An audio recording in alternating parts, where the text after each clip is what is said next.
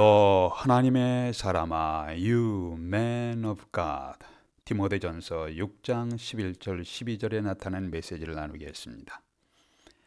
지난 주일에는 회중석에 여유 있게 앉아서 설교하시는 목사님의 말씀을 들으며 성경 본문을 자세히 보고 메모하며 편안하게 예배를 드렸었습니다.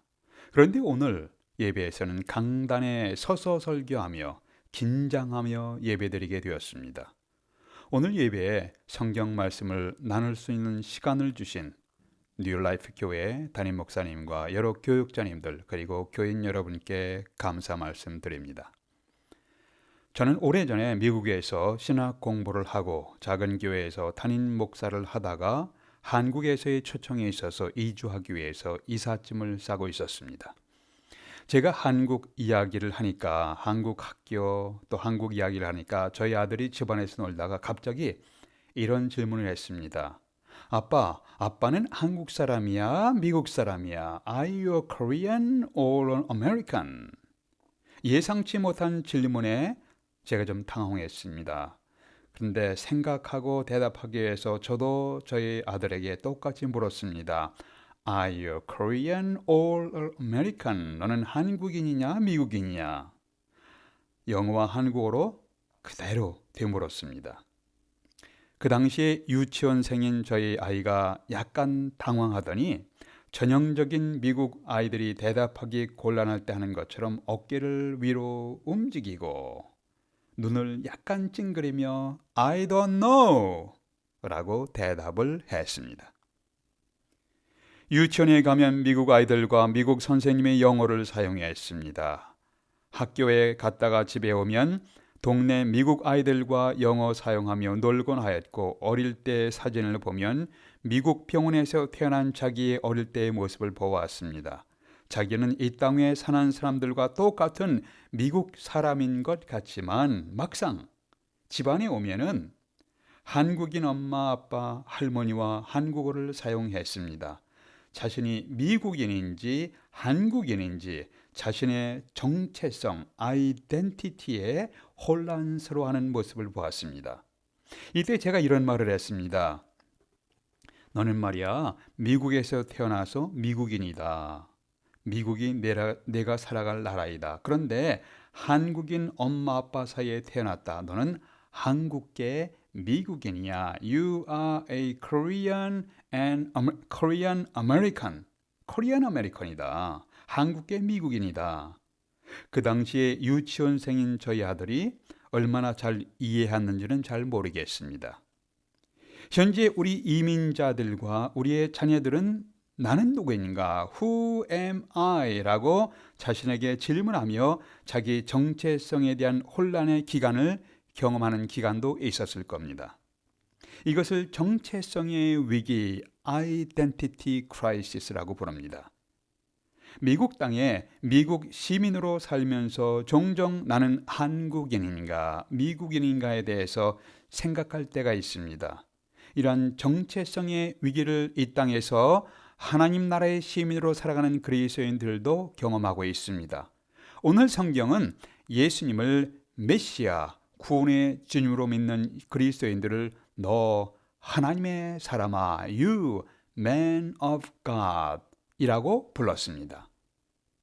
그리스도인들을 너 세상의 사람아, you man of the world 라고 부르지 않았습니다.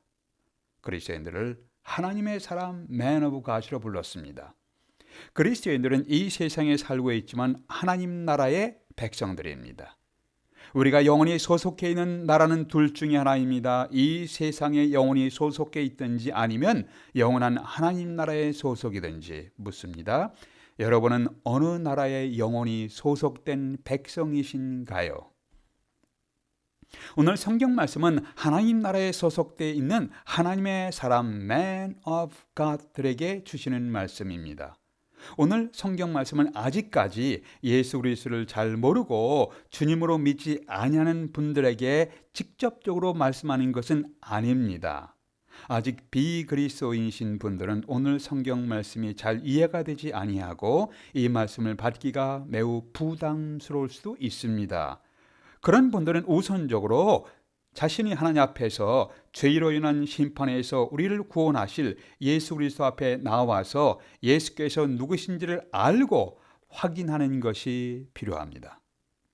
오늘 성경 말씀은 예수 그리스도를 구원의 주님으로 믿고 신앙을 고백하는 사람들에게 직접적으로 너 하나님의 사람아, you man of God, you man and woman of God이라고 하면서 말씀하는 것으로 시작됩니다.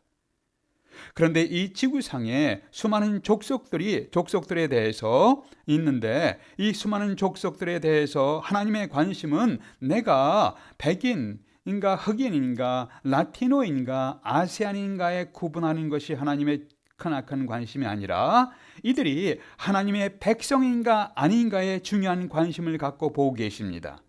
하나님이 나를 보시면서 내가 한국인인가, 일본인인가, 중국인인가, 베트남인인가에 중요한 관심을 가진 것이 아니라 암흑의 저 사람이 하나님 나라에 소속된 백성인가 아닌가를 중요한 관심을 갖고 보고 계십니다. 여러분은 자신에게 물어보십시오. 나는 하나님의 사람인가 아니면 세상의 사람인가? 그리스도인들은 세상에서 비신자들과 서로 혼합되어 얽혀서 살고 있습니다. 때로는 함께 죄를 짓기도 합니다. 함께 어울려서 살아가고 있지만 하나님 나라에 소속된 하나님의 백성으로 살아가고 있는 사람들입니다. 미국 형제들은 이렇게 표현하고 합니다. We are in the world, but we are not of the world. 우리는 이 세상 속에 살고 있지만 이 세상에 영원히 소속된 사람은 아니다라는 표현이에요. 오늘 성경 말씀은 하나님 나라에 속한 하나님의 사람들에 대해서 사도 바울의 4가지 권면을 말씀하고 있습니다. 하나님의 사람들도 시험이 닥쳐와서 고뇌를 하기도 합니다. 하나님의 사람들도 갖가지 올무와 시험에 빠져서 허우적거릴 수가 있습니다. 하나님의 사람들도 뜻하지 않은 사건 사고를 만나서 고통 중에 고뇌하기도 합니다. 이 시대에 하나님의 사람들은 어떤 모습으로 살아야 하는가? 4가지 동사를 중심으로 4가지 교훈의 말씀을 나누도록 하겠습니다. 첫 번째, 피하라. 시험의 올무를, 시험의 함정을 피하라는 메시지예요. 11절 보세요. 오직 너 하나님의 사람아, 너 하나님의 사람아, 이것들을 피하라 라는 권면이 나옵니다. 피하는 것은 비겁한 행동이 아니라 종종 성경에서 지혜로운 행동으로 묘사할 때가 있습니다. 이것들을 피하라. 이것들이 무엇입니까? 첫 번째는 물질주의의 함정에 빠지지 않도록 피하라는 메시지입니다. 10절 보세요. 돈을 사랑함이 일만 악의 뿌리가 되나니 이것을 탐내는 자들은 미혹을 받아 믿음에서 떠나 많은 근심으로써 자기를 찔렀도다. 성경은 돈이나 물질 자체를 죄악시하지 않았습니다. 죄가 아니에요. 물질은 우리의 삶에 필요한 것입니다. 우리가 열심히 땀 흘려 일한 후에 얻는 물질을 즐기는 것이 성경적입니다. 성경은 전도서 5장에서 하나님께서 사람에게 일평생 먹고 마시며 해 아래서 하는 모든 수고 중에서 낙을 보는 것이 선하고 아름답고 그것은 그가 누릴 몫이로다라고 말했습니다. 또한 어떤 사람에게든지 하나님이 재물과 부요를 그에게 주사 능히 누리게 하시며 제 몫을 받아 수고함으로 즐거워하게 하신 것은 하나님의 선물이라. 전도서 5장 18절 19절의 말씀입니다. 그런데 이 모든 물질과 즐거움을 선물로 주신 하나님의 자리에 물질을 안치고 물질을 우상화할 때 오늘 성경 본문 구절은 이렇게 말씀하고 있습니다. 그럴 때 시험과 올무와 여러 가지 어리석고 해로운 욕심에 떨어지나니 곧 사람으로 파멸과 멸망에 빠지게 하는 것이라 라고 말씀했습니다. 물질을 우상화할 때, 물질을 하나님의 자리에 앉혀놓고 우상화할 때 시험과 올무에 빠지게 되고 어리석고 해로운 욕심에 떨어져서 결국 사람이 파멸과 멸망의 구덩이에 빠지게 된다는 말씀입니다. 현대인이 물질의 우상을 숭배하는 것을 여러분 잘 아실 겁니다. 우리 일상생활에서 늘 일어나는 일입니다. 물질이 하나님 자리에 앉아서 우리의 모든 것을 조종하는 시대에 살고 있습니다. 예수님은 이렇게 물질이 강력한 영향이 있고 하나님 자리에 앉아서 사람들을 컨트롤할 수 있음을 아시고 이런 말씀을 하셨습니다. 마태복음 6장 24절에서 너희가 하나님과 재물이는 두 주인을 함께 섬기지 못하느니라. 한 편을 중요하게 여기고 다른 편을 멸시하게 되느니라. 이미 예수님은 물질의 강력한 영향, 물질이 신이 되고 우상이 될 수 있음을 아시며 이렇게 말씀하신 것입니다. 이 세상은 물질로 사람의 가치를 결정하는 시대입니다.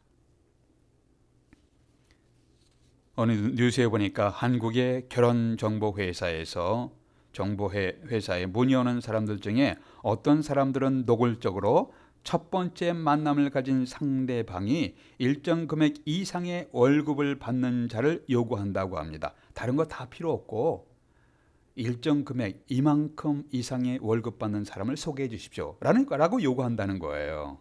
소개받아서 외모나 성품을 보기 전에 미리 상대방이 받는 월급으로 그 사람을 평가하고 한번 만날 수가 있다 없다가 결정되는 세태입니다. 물질로 사람의 가치를 결정하고 돈이면 무엇이든지 할 수 있다고 외치는 물질 만능주의가 세상의 풍조입니다. 돈 갖고 뭐를 못해? 물질 만능주의의 풍조입니다. 그런데 이 세상의 물질 만능주의가 신앙의 공동체인 교회 안에 들어와서 교회의 공동체를 세속화하고 무기력하게 만들고 성도들을 타락시키는 풍조에 대해서 오늘 성경 말씀은 말씀하고 있는 것입니다. 너 하나님의 사람이여, 이러한 물질 만능주의의 풍조를 피하라 라는 말씀하고 있습니다.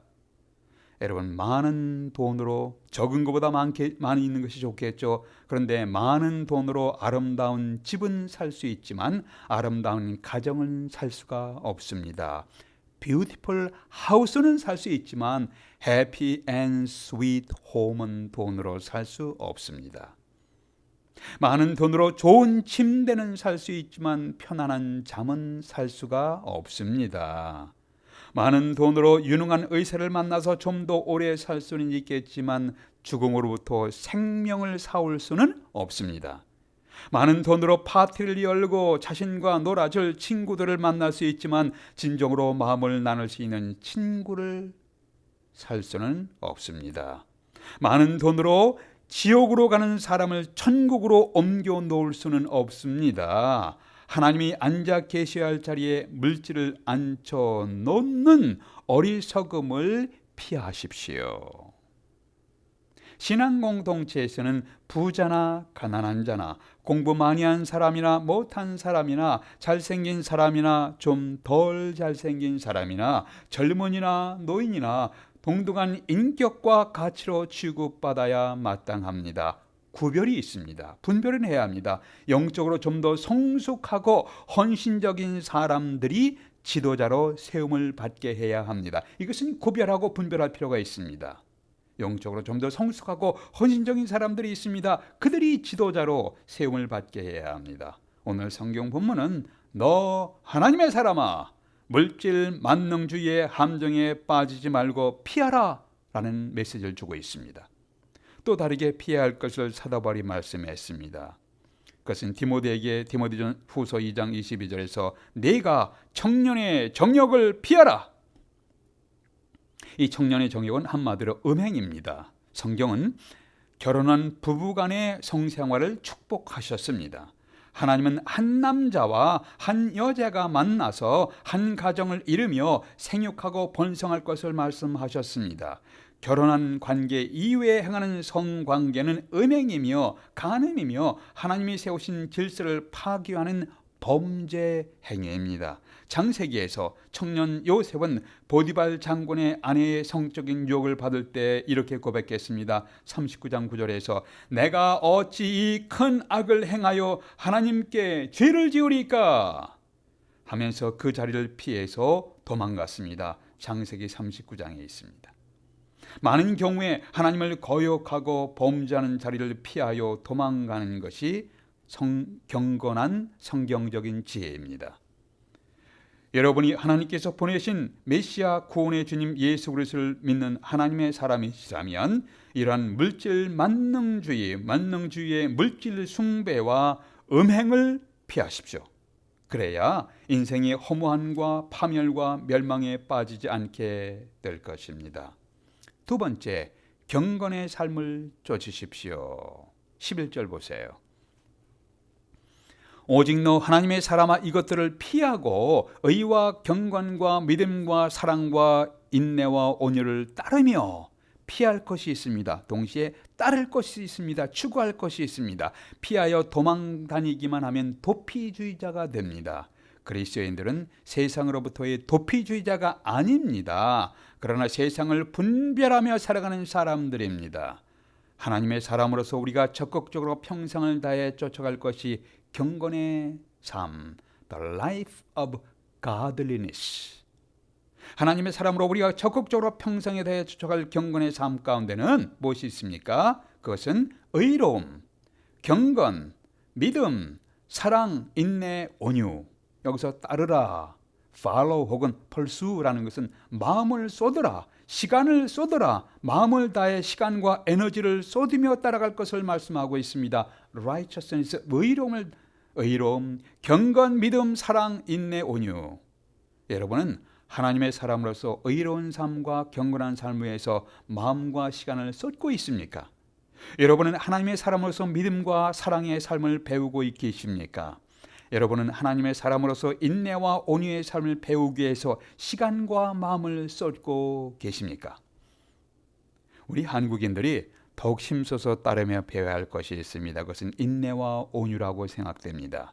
일을 하는 데는 빨리빨리가 좋은 경우가 있습니다만 대인관계의 갈등을 줄이기 위해서는 인내와 온유가 필요합니다. 너무 성급하면 많은 갈등이 발생하게 됩니다.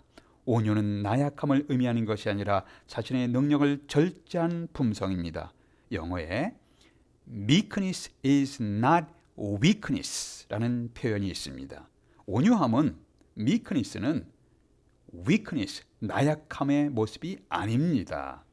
자신이 행할 수 있는 합당한 능력을 하나님의 영광을 나타내기 위해서 절제하는 모습이 온유입니다. 여러분은 하나님의 사람으로서 경건의 생활을 배우며 쫓아가고 계십니까? 성경에서 경건의 삶을 배우는 두 가지 중요한 방편을 말씀하고 있습니다. 사도 바울은 디모데전서 4장 5절에서 하나님의 말씀과 기도로 거룩하여짐이라, 하나님의 말씀인 성경과 기도로 거룩하여짐이라 하시면서 규칙적으로 성경 말씀을 가까이 하시면서 기도하는 삶을 배울 것을 말씀하고 있습니다. 여러분은 하나님의 사람으로서 경건한 삶을 위해 규칙적으로 성경 말씀을 가까이 하며 기도하는 삶을 배워가고 계십니까? 세 번째, 믿음의 선한 싸움을 싸우라. 12절 보세요. 믿음의 선한 싸움을 싸우라 하셨는데 싸움이라는 것은 점잖지 못한 말과 행동, 신사답지 못한 행동이라고 생각됩니다. 그러나 바울은 이렇게 고백합니다. 내가 선한 싸움을 싸웠다. 사도 바울은 복음을 위해 싸웠습니다. 진리와 믿음을 지키기 위해 싸웠습니다. 복음을 전파하기 위해서 선한 싸움, good fighting을 했습니다. 우리도 믿음의 선한 싸움을 싸워야 합니다. 사도 바울은 에베소서 6장 12절에서 우리의 씨름은, 우리의 싸움은 혈과 육에 대한 것이 육을 상대하는 것이 아니라 하늘에 있는 악한 영들에게 상대함이라 라고 말씀하셨습니다. 우리는 하나님의 복음을 위하여 자신을 악한 영들의 공격으로부터 보호하기 위해서 믿음의 선한 싸움을 싸워야 합니다. 우리의 싸움은 탐욕스럽고 지저분한 사람, 더티 파이팅이 아니에요. 우리의 싸움은 진리와 복음을 위한 good fighting, good fight, 선한 싸움입니다. 우리에게 good fighters, 선한 싸움꾼이 필요합니다. 여러분이 하나님의 사람이시라면 주어진 삶의 현장에서 아픔과 갈등이 있지만 복음을 위한 싸움, 여러분의 인생을 보호하기 위한 선한 싸움, good fighting을 하고 계십니까? 네 번째, 영생을 견고히 붙들라. 영생의 삶을 견고히 붙들라. 12절 보세요. 12절에서 중요하게 나는 권면의 말씀에 영생을 취하라. 무엇이 영생입니까? 무엇이 영생입니까? 예수 그리스도께서 말씀하신 영생이란 무엇인가요? 요한복음 17장 3절에서 영생은 곧, 주님께서 말씀하셨습니다. 영생은 곧 유일하신 참 하나님과 유일하신 하나님, 참되신 하나님과 그가 보내신 자 예수 그리스도를 아는 것이니라. 여기서 안다, know라는 것은 알고 믿는 것을 의미합니다. 하나님과 예수 그리스도께서 누구신지를 알고 믿음으로 하나님과 교제하는 영생의 삶을 시작하신 것입니다. 장차올 세상에서 누리게 될 아버지 하나님과의 교제를 이 세상에서부터 교제하며 누리는 것이 영생의 삶, 하나님의 선물입니다. 그런데 오늘 성경 본문에서 사도 바울이 디모데에게 영생을 취하라 라고 말씀하셨습니다. 디모데가 누구인가요? 이미 예수 그리스도를 영접하고 믿은 사람입니다. 그러면 예수 그리스도를 이미 알고 믿으면서 하나님과 교통하는 영생의 삶을 이미 누리고 있고 갖고 있었습니다. 그렇다면 이미 소유하고 있는 것을 왜 또 취하라 라고 말씀했는가요? 디모데는 예수 그리스도를 주님으로 믿고 하늘의 아버지와 교제하는 영원한 생명의 삶을 시작했지만 그것을 충분히 감사하고 즐기면서 굳건히 붙들지 못할 수도 있기 때문이었습니다. 이 세상에서 우리가 하나님의 사람으로 살아가지만 수많은 사건과 사고를 경험하며 살아갑니다. 감사하다가 그 다음에 원망과 불평이 나오기도 합니다. 기뻐하다가 우울증에 빠져 슬픔과 방황을 경험하기도 합니다. 사업이 잘 되어가는 중에 갑자기 경제적으로 침체를 경험하기도 합니다. 성공 속에 기뻐하다가 함께 일하는 사람에게 배신을 당하고 좌절을 경험하기도 합니다. 우리 삶에서 경험하는 수많은 굴곡 속에 예수 그리스도를 믿고 하나님과 교통하는 영생의 삶을 견고히 하라라는 메시지입니다.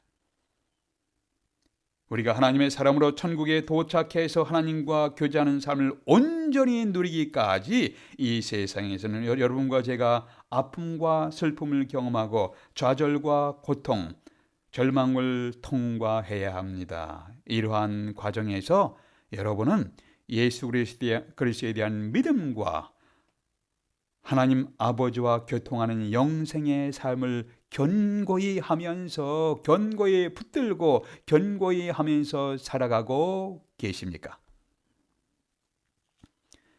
나는 이 세상에 소속된 사람인가 아니면 하나님께 소속된 하나님의 사람인가? 각자 자신에게 물어보십시오. 아직도 세상에 소속되어 있으면 지금 자신의 죄로 인한 심판에서 구원하실 예수 그리스도를 주님으로 알고 믿으며 하나님의 사람이 되십시오. 이미 하나님의 사람이시라면 하나님의 사람답게 생활하기 위해서 늘 주님의 교훈에 귀를 기울이십시오. 첫째, 인생을 허무하게 하며 무너지게 하는 물질 만능주의와 음행을 피하십시오. 둘째, 하나님의 사람들과 함께 경건한 삶을 쫓아가십시오. 세 번째는 하나님의 진리를 따르는 하나님의 사람들과 함께 선한 싸움을 싸워가십시오. 네 번째, 예수 그리스도를 알고 하나님 아버지와 교제하는 영원한 생명의 삶을 견고히 하며 살아가십시오. 기도하시겠습니다. 아버지 하나님, 저희들이 이 세상에 살고 있지만 영원히 이 세상에 소속된 사람이 아니고 하나님께 소속된 하나님의 사람이 되게 하신 것을 감사합니다. 이 세상의 수많은 사건, 사고 속에서 하나님의 사람답게 살아가는 것을 배워가게 될 수 있도록 도와주시옵소서. 우리의 주 예수 그리스도의 이름으로 기도하옵나이다. 아멘.